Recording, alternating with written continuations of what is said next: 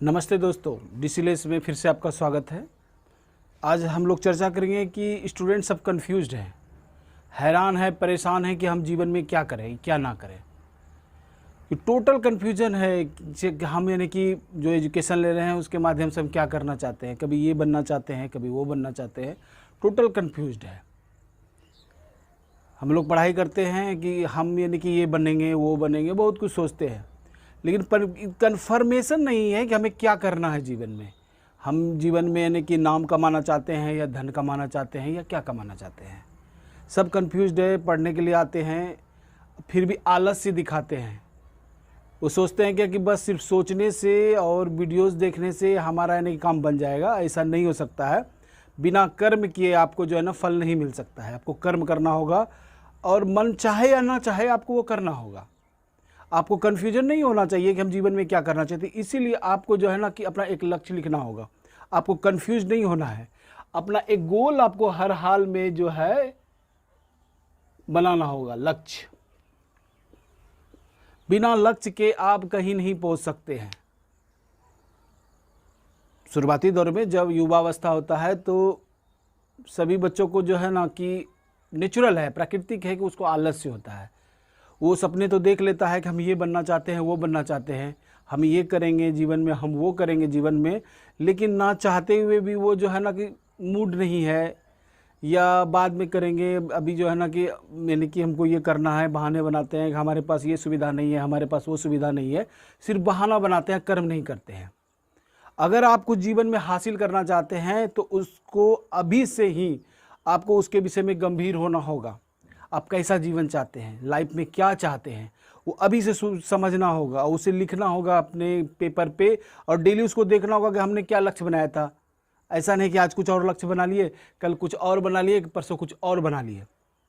इसलिए जीवन में आप कैसा जीवन चाहते हैं, आनंद वाला जीवन चाहते हैं, तो आज आपको जो है अपना जो आलस्य को त्यागना होगा।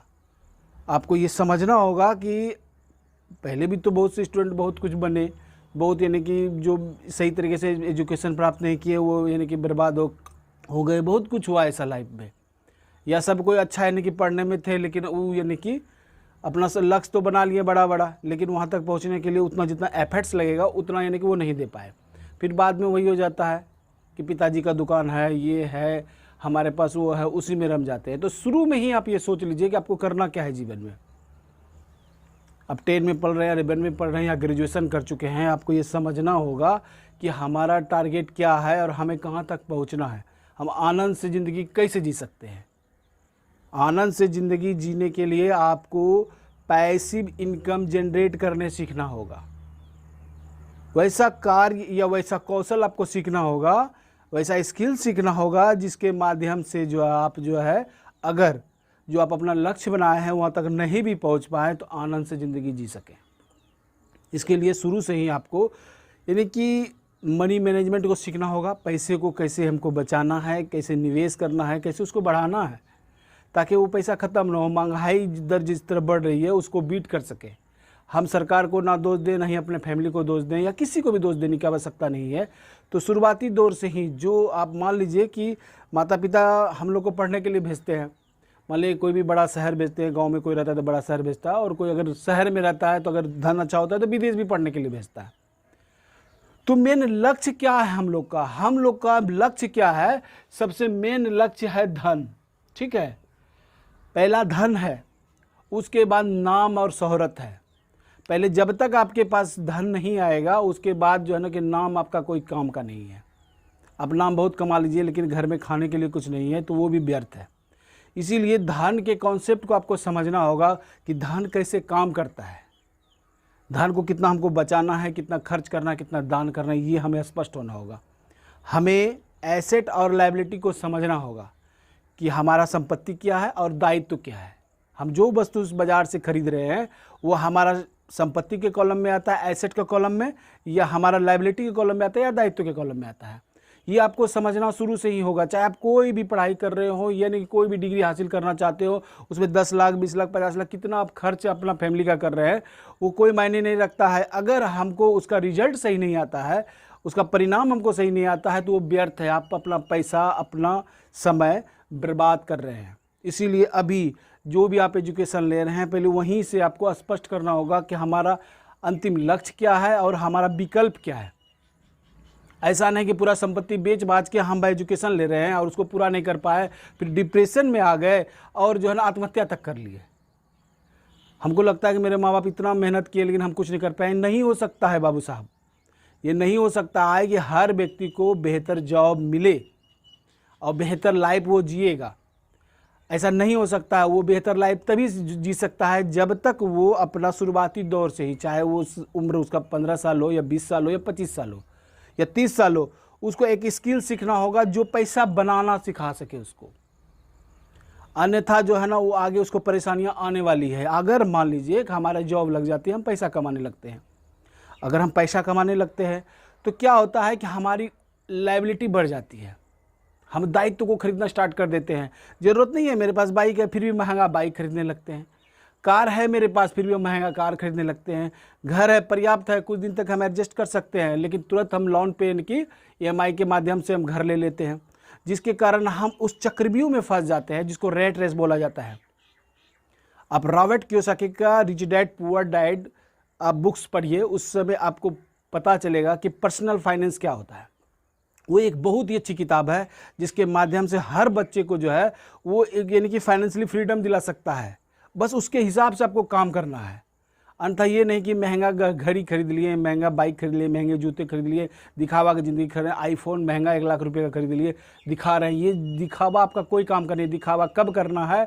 जब तक हमारे पास उसका 10 गुना पैसा ना आ जाए तभी हम उस चीज़ को परचेज करना है। वो कैसे होगा?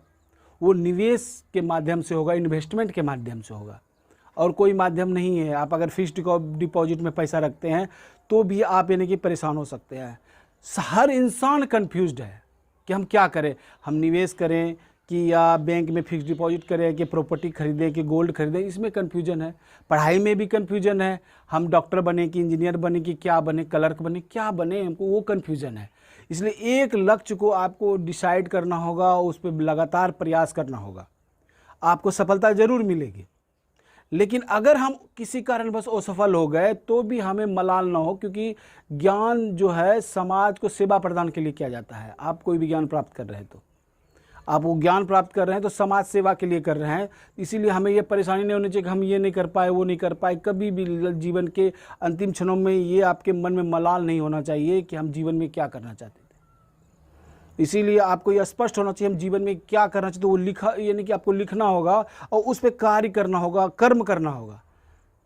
मनुष्य आलसी होता है, रियलिटी ऐसा है, लेकिन जब तक वो अपने ना चाहते हुए भी अपने लक्ष्य को प्राप्त करने के लिए जो जो एफर्ट्स उसने लिखा है उसको करेगा नहीं, तब तक वो वहाँ नहीं पहुँच सकता है।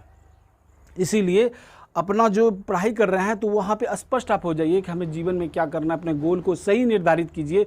कोई कन्फ्यूजन नहीं होना चाहिए लाइफ में, भ्रमित नहीं होना है, हैरान नहीं होना है कि हमको ये नहीं हो पाया, ओहो हम सोचे थे ऐसा करेंगे। इसीलिए आप पहले अपने कन्फ्यूजन को दूर कीजिए। आप स्पष्ट होइए कि आपको क्या करना है। आपको धन कमाना है या नाम कमाना है या क्या कमाना है, ठीक है। मेन मुद्दा यही है कि आप जो भी पढ़ाई कर रहे हैं बस उसी में पीछे लगे हुए रहते हैं, कोई स्किल्स पे फोकस नहीं करते हैं। अपना बहुत सारा समय टाइम को जो है ना कि बर्बाद करते हैं मोबाइल देखने में, फालतू कंटेंट देखने में, फेसबुक में लगे हुए हैं एकदम बहुत सारा। एकदम बोलते हैं मेरे पास समय नहीं है, पढ़ने के बाद फिर बस उसी में लगे रहते हैं, तो आप कहीं भी नहीं पहुंच पाइएगा। इसीलिए अगर कोई लक्ष्य बनाया है तो उसी पे पूरा फोकस कीजिए। अगर कुछ समय आपके पास बचता है तो कोई स्किल सीखने में आप उसको समय दीजिए। स्टॉक मार्केट भी एक स्किल्स है, उसको यानी कि आप जुआ या गैम्बलिंग ना समझिए, वो स्किल्स है। अगर आप उसमें टेक्निकल एनालिसिस फंडामेंटल आप सीख लेते हैं तो अच्छा खासा धन घर बैठे कमा सकते हैं। इसमें कोई कन्फ्यूजन नहीं है। बशर्ते आप डायरेक्ट नर्सरी में एडमिशन करा के मैट्रिक का एग्ज़ाम देने या 11 का एग्ज़ाम देने जाइएगा तो आप फेल होते हैं। वही होता है प्रक्रिया स्टॉक मार्केट में। स्टॉक मार्केट में जल्दी से जल्दी आदमी धन कमाना चाहता है, बिना कोई स्किल सीखे कुछ ज्ञान प्राप्त किए डायरेक्ट एंट्री मार देता है फ्यूचर एंड ऑप्शंस में। यही प्रॉब्लम क्रिएट हो जाता है और वो भारी लॉसेस करता है, क्योंकि 2-4 बार तो कोई भी सिक्का आप उछालते हैं तो आप देखते होंगे कि यानी हेड या टेल आएगा, तो 10 बार में हेड नहीं आ सकता, 10 बार टेल नहीं आ सकता है। तो आप इसी तरह समझिए, यानी कि स्टॉक मार्केट में क्या होता है, शुरू में कोई लड़का आता है वो यानी कि उसमें निवेश करता है, मान लीजिए कि फ्यूचर खरीद लेता है डायरेक्ट, वो इन्वेस्टमेंट स्टार्ट नहीं करके डायरेक्ट फ्यूचर्स खरीदने लगता है, जिसके कारण क्या होता है कि 1-2 बार वो अच्छा कर लेता है, उसको अच्छा बेनिफिट भी हो जाता है, तो वो बहुत सारा धन उसमें लगा देता है कि अरे राम, हम 10,000 से इतना कमा लिए, एक दिन में 20,000 बना लिए, तो हम 1 लाख से 10 लाख बना लेंगे। इसी चक्कर में उसको नुकसान होता है। उसके बाद अपना डीमैट अकाउंट बंद करता है और दोस्तों को सुनाता है कि स्टॉक मार्केट ख़राब है, इसमें वो डूब गया, वो डूब गया। क्यों डूब गया? क्योंकि आपने लोभ किया था, आपने सीखा नहीं। आप सबसे पहले सभी स्टूडेंट को इन्वेस्टमेंट सीखना चाहिए, उसका फंडामेंटल सीखना चाहिए, कंपनी के बारे में जानकारी प्राप्त करना चाहिए, क्या कंपनी क्या काम करती है, क्या नहीं करती है, इसका शेयर हमें खरीदना चाहिए, नहीं खरीदना चाहिए, सस्ते भाव में खरीदना है, जब महंगा हो जाए, डबल हो जाए तो बेचना है। बस सिंपल सा यानी कि फंडा है, आप 5वीं क्लास का बच्चा भी इसे कर सकता है। लेकिन उसमें अगर ट्रेडिंग करता है, इंट्राडे करता है, फ्यूचर एंड ऑप्शंस करता है, तो उसमें थोड़ा सा स्किल सीखना बहुत इंपॉर्टेंट है, टेक्निकल एनालिसिस सीखना बहुत इंपॉर्टेंट है, जिसके कारण जो है उसे यानी कि नुकसान तो हर चीज़ में है लेकिन कम होगा और बेनिफिट्स ज़्यादा होगा। रिस्क रिवॉर्ड रेशियो को उसे समझना होगा सही तरीके से, तभी वो धन कमा सकता है। इसीलिए शेयर मार्केट में जो है ना कि बहुत ही बेहतर विकल्प है आपके सपनों को पूरा करने का। आप जिस तरह अपना समय बर्बाद कर रहे हैं वो थोड़ा सा समय इसमें लगाइए और इसे सीखिए, और सीखने के बाद आप फ़र्क देखिएगा। आपने जो अपना लक्ष्य बनाया था उसको पूरा करने के लिए जो धन चाहिए था, आप यहीं से कमा के उसको पूरा कर रहे हैं। उसके बाद अगर आप कोई जॉब नहीं कर पाते हैं, आपकी सरकारी नौकरी नहीं लगती है या बेहतर बिजनेस नहीं कर पाते हैं, तो स्टॉक मार्केट में ही आप बिजनेस करके आप बेहतर जीवन जी सकते हैं। इसीलिए अपने कन्फ्यूजन को हटाइए और एकदम स्पष्ट सोच लीजिए कि हमको एक स्किल्स और सीखना है, जिसमें से वो स्टॉक मार्केट है, जिसके माध्यम से हमें धन कमाना है और अपना आगे का जर्नी, चाहे हमको डॉक्टर, इंजीनियर या कुछ भी बनना है, वहाँ तक हमको पहुँचना है पैसे कमा के। यानी कि बस साल भर का आपको समय देना है, बस थोड़ा थोड़ा समय। ऐसा नहीं कि हम भाई कोई भी पढ़ाई कर रहे हैं उसको छोड़ के देना है। जो एक्स्ट्रा समय आप जो उसमें बर्बाद करते हैं उसी को निकाल के इसमें समय देना है। उसके बाद आप रिजल्ट देखिएगा जीवन में कि इससे बेहतर विकल्प आपके पास कुछ नहीं था। स्किल्स के माध्यम से 200 साल के इतिहास में ऐसा समय कभी नहीं आया था, इतना आसान था ट्रेडिंग और इन्वेस्टमेंट। इसी के साथ ही ये चर्चा यहीं समाप्त होती है। धन्यवाद।